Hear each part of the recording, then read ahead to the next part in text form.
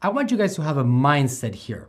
And this mindset is Facebook is out there to help you be successful. They want to be your partners.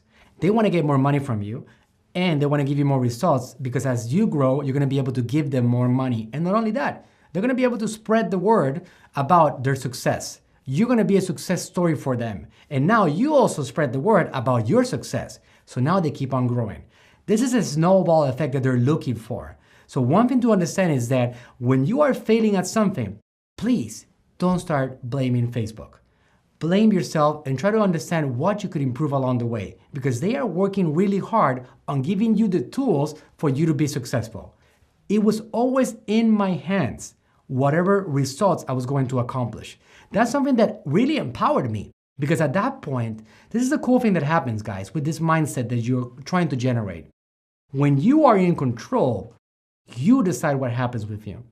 If you are actually putting the responsibility on some other end, whether it is Facebook or your neighbor or your husband or your wife, realize that you are at a point in which you do not control your own destiny. I don't like that. I think that's a recipe for failure.